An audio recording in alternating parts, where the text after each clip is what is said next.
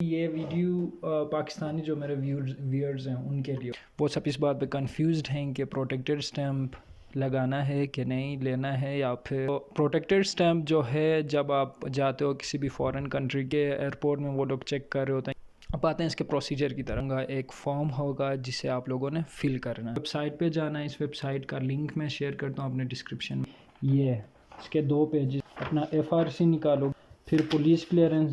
आप किस ऑफिस से ना अपना प्रोटेक्टेड स्टैम्प लगवा सकते हैं, उसमें आपका इंश्योरेंस हुआ होगा। एजेंट्स होते तो इजीली वहाँ पर जाके ना ऑफिस में जाके आपको कोई प्रॉब्लम नहीं होगी। Welcome back to another video. This is Shahriyar. Recently I have received my visa subclass 476, and also I have been nominated for subclass 491 visa. ये चीज़ें तो आपको पता है ऑलरेडी। आज मैं आप लोगों के साथ जो डिस्कस कर रहा हूँ वो है हमारे पास जो स्पेशली ये वीडियो पाकिस्तानी जो मेरे व्यूअर्स हैं उनके लिए होगा। तो जो बाद में करने जा रहा हूँ वो है प्रोटेक्टेड स्टैम्प के बारे में, क्योंकि आप जितने भी ग्रुप्स में होंगे या फिर जितना भी आपको वीज़ा ग्रांट हुआ है या होने लगा है, वो सब इस बात पे कंफ्यूज्ड हैं कि प्रोटेक्टेड स्टैम्प लगाना है कि नहीं लेना है, या फिर और उसके बेनिफिट्स क्या हैं, ये चीज़ क्या है सबसे पहले। तो लास्ट वीक मैं गया था अपने प्रोटेक्टेड स्टैम्प के पीछे और वो सारा कुछ करके आया हूँ। जितना भी इंफॉर्मेशन उसके बारे में मुझे मिली है वो आपके साथ शेयर करूँगा, और फिर साथ साथ जो है ना उसका प्रोसीजर भी आप लोगों को मैं बताता जाऊँगा। प्रोटेक्टेड स्टैम्प एक्चुअली होता है ये एक it's a kind of insurance, ठीक है। तो ये पाकिस्तानी गवर्नमेंट की तरफ से overseas OPF overseas Pakistani foundation कुछ है, आई थिंक इनके साथ लिंक कुछ है। तो ये लोग ऐसा करते हैं कि आपको एक इंश्योरेंस देते हैं कि तब वहाँ पे कुछ हो आप लोगों को, ठीक है, आपकी फौतगी हो जाए या जो भी होता है, तो फिर वो इंश्योरेंस आप यहाँ पे आपको 10 लाख या 14 लाख कुछ है, इतना पैसे आपको पे करेंगे और वहाँ से आपको यहाँ लाने में ना ये सारा सिस्टम होता है, वो लोग कर रहे होते हैं। तो ये करना इसीलिए ज़रूरी है, इंश्योरेंस होती है आपकी। और जो सब क्लास 476 वीज़ा होल्डर्स हैं स्पेशली उनको आई हैव हर्ड के एयरपोर्ट में वो लोग चेक कर रहे होते हैं कि आपके पास प्रोटेक्टेड स्टैम्प है या नहीं। तो आई वुड सजेस्ट के to be on a safer side आप कर लें, आप अपना प्रोटेक्टेड स्टैम्प बनवा लें। और जो है ना आप ट्रैवल करें, इसमें तकरीबन ऑलमोस्ट 10,000 का ख़र्चा आता है, तो it's not a big deal. आप ये प्रोटेक्टेड स्टैम्प लगवा लें और जो है ना आप चले जाएं। अब आते हैं इसके प्रोसीजर की तरफ। प्रोसीजर क्या होता है और इसमें कौन से डॉक्यूमेंट्स आपके चाहिए होंगे और क्या क्या कर। सबसे पहले मैं आपके साथ अपना स्क्रीन शेयर करूंगा थोड़ी देर के लिए, वहाँ पे आपको बताऊंगा एक फॉर्म होगा जिसे आप लोगों ने फ़िल करना है, ठीक है जी। तो ये स्क्रीन है। सबसे पहले आपने क्या करना है, आप जिधर भी हैं अपने घर में, अपने हॉस्टल में या जिधर भी आप रह रहे हैं, सबसे पहले आपने ये करना है कि आपने इस वेबसाइट पे जाना है। इस वेबसाइट का लिंक मैं शेयर करता हूँ अपने डिस्क्रिप्शन में, ठीक है। तो इस लिंक पे जाएंगे और अपना जो है ना आप अपनी रजिस्ट्रेशन करेंगे, ठीक है। रजिस्ट्रेशन के लिए आप जाएंगे यहाँ पे, इस लिंक को जब आप खोलेंगे ना तो यहाँ पे आपने अपना जॉब टाइटल आपने लगाना होगा।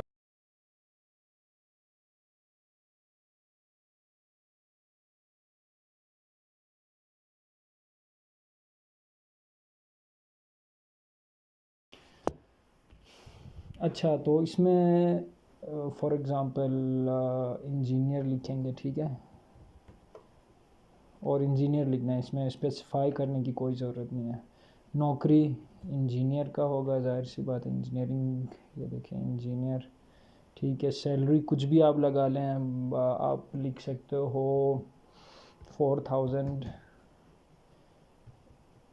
लगा लिया, ठीक है। AUD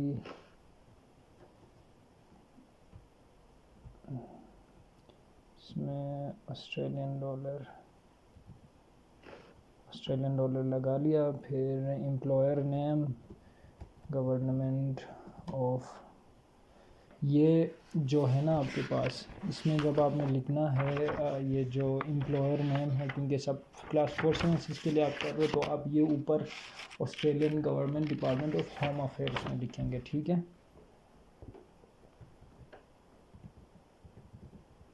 Australian government department department of home affairs, ठीक है ठीक है। एड्रेस में आप ऑस्ट्रेलिया लिखेंगे, एड्रेस भी आप लेट्स से सिडनी लिखें, employer country Australia,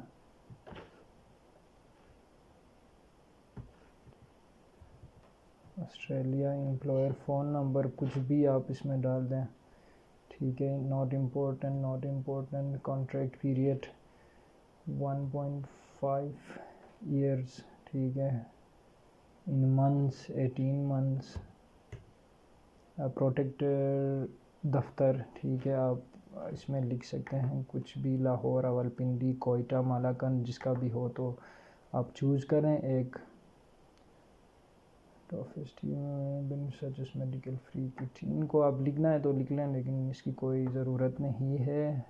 immigrant details, तो Shahryar Ali, male, father's name Mir, क्या लिखूँ, मीर साहिब खान लिख लिया, CNIC नंबर लिख लिया, प्लेस ऑफ बर्थ इस्लामाबाद, ये बस वो हैं, ठीक है। इसमें ये ठीक नहीं लिख रहा, मैं वैसे कुछ भी लिख रहा हूँ। डेट ऑफ बर्थ लिख लिया, ठीक है। पासपोर्ट नंबर भी कुछ भी लिख लिया, इशूड आप लिख लें, पाकिस्तान नहीं, इसमें अपने सिटी का नाम लिख सकते हो, मैं वैसे ही यहाँ पे ना लिख रहा हूँ। तो 2023-22 के फरवरी 1 वैसे ही मैं लिख रहा हूँ। एक्सपायरी डेट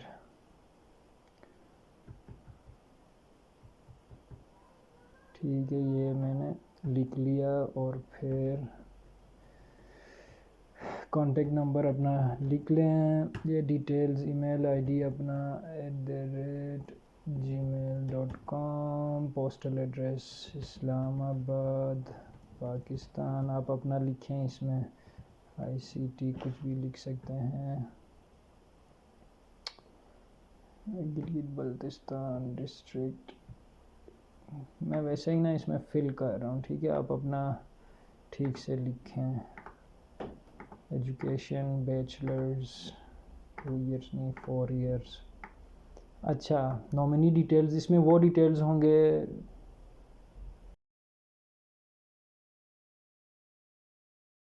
अच्छा इसमें नॉमिनी जो डिटेल्स है ना, ये जिसको आप नॉमिनेट करें मोस्टली आपका फ़ादर होगा, ठीक है। तो आप इसमें अपने फ़ादर का नाम लिखें, फादर नेम, ठीक है, फादर नेम, एज आप लिख लें 47, जितना भी है उस हिसाब से लिखें। रिलेशन फादर, CNIC नंबर में लिख लें उसका CNIC नंबर, कॉन्टेक्ट नंबर इसमें लिख लें, एड्रेस लिख लें, ठीक है। प्रीवियस इनकेस प्रोटेक्टेड क्लियरेंस अगर उनको मिली है पिछली बार तो वो लिख लें, नहीं तो बस ये वैसे ही आप छोड़ दें।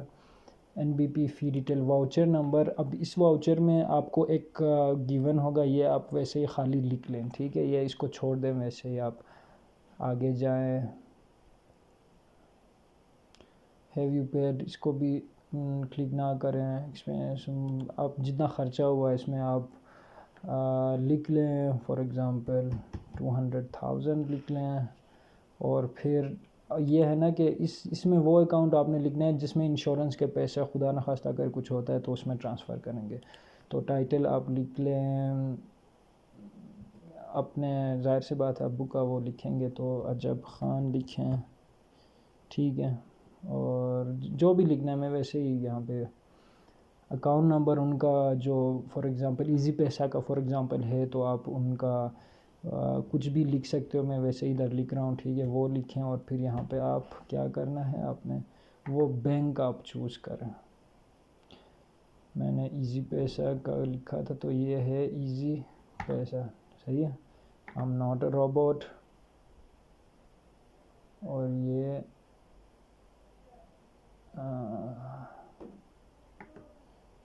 ठीक है। कनेक्शन चेक करें,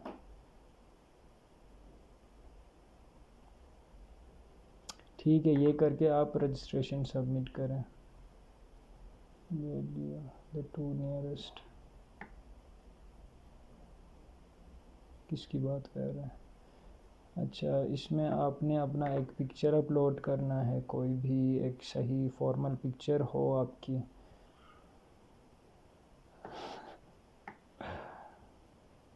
ये चूज़ करने के बाद आप क्या करना है आपने, ये क्या पूछ रहा है, बस इस तरह ये आप देखें, ये आप सबमिट करेंगे, ये आपकी रजिस्ट्रेशन एक बार इसमें हो जाए ना, फिर आप इसको प्रिंट आउट, इसकी एक प्रिंट आउट निकालेंगे, ठीक है, एज इट इज़ जो है।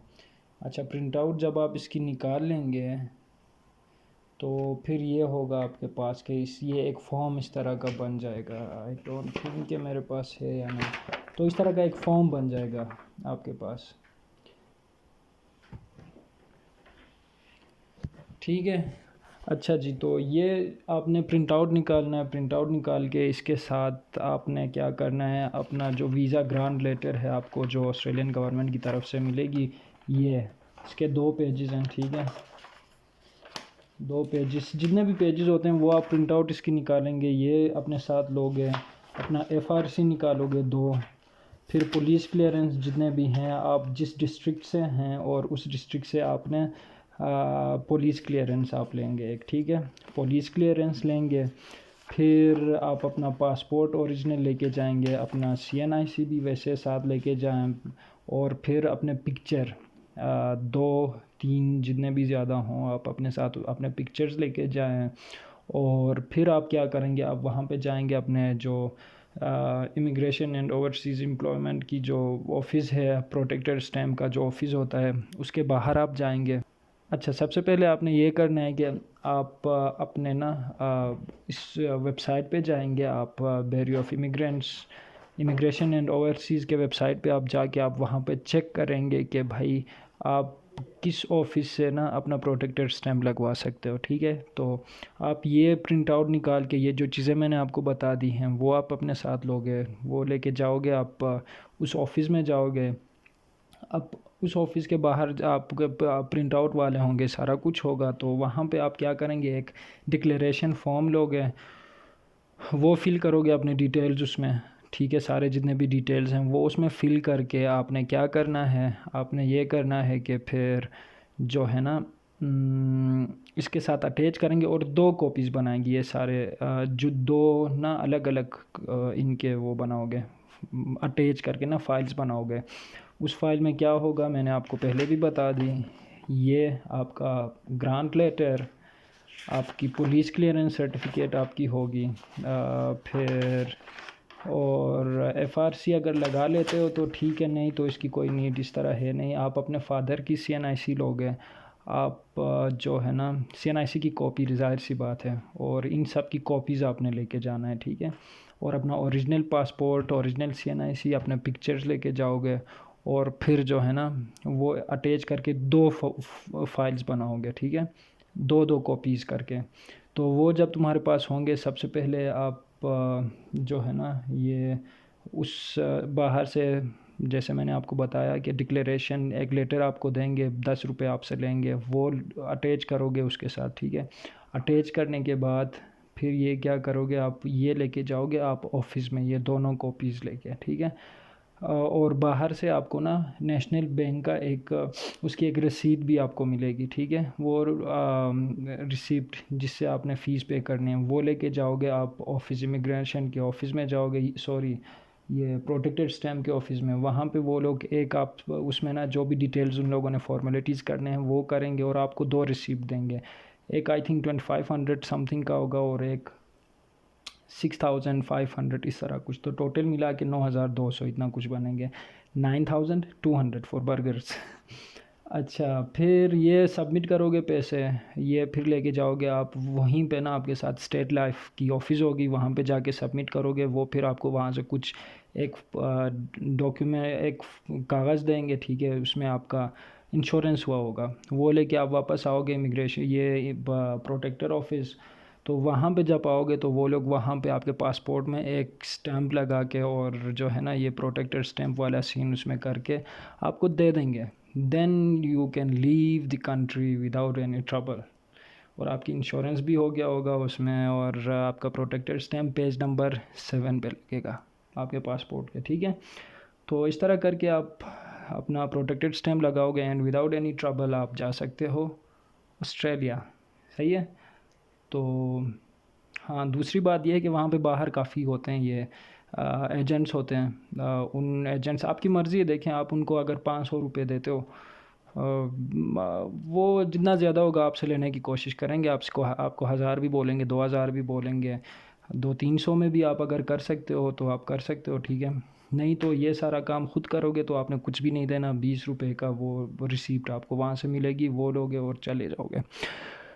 तो बस इस तरह करना है। एजेंट से आप करवाओगे तो आपको खामखा 500-1000 रुपये, बाहर के इतने ख़र्चे हो रहे हैं तो उन बेचारों को भी दे दें, वो आपका सारा काम करके इजीली आपको देगा। लेकिन अगर आप चाह रहे हो कि ख़ुद ही सारा कुछ कर लूँ तो ये चीज़ें आप फॉलो कर लें, और ये करेंगे तो इजीली वहाँ पे आप जाके ना ऑफिस में जाके आपको कोई प्रॉब्लम नहीं होगी। डायरेक्ट आपके डॉक्यूमेंट्स रेडी होंगे, आप जहाँ पे साइन वाइन करने होंगे वो आप ऑलरेडी किए होंगे, वहाँ पे सबमिट करोगे तो हो जाएगा। लेकिन आप ये चीज़ें नहीं करके वहाँ पे जाके करने लगोगे तो आपके खामखा के में भी ज़्यादा पैसे आपसे मांगे, वो पैसे आपने उनको देने होंगे, और फिर ऊपर से ये है कि फिर जो है ना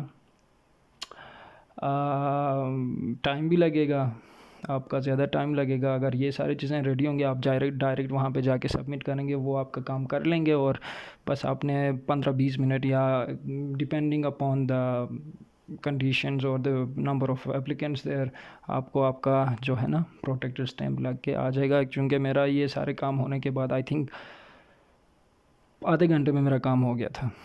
तो yes, this is I think the second last step कि आप करोगे। इसके बाद आप अपने टिकट्स करवाओगे और चले जाओगे। And if you have reached to this step then you have already succeeded in your journey, and I hope and I pray for your for good luck, and बस यही है कि इंशाल्लाह आप लोग सक्सेसफुल होंगे, और see you there in Australia इंशाल्लाह। चलें, that's it for today. Hope to see you in another video. Bye bye, take care.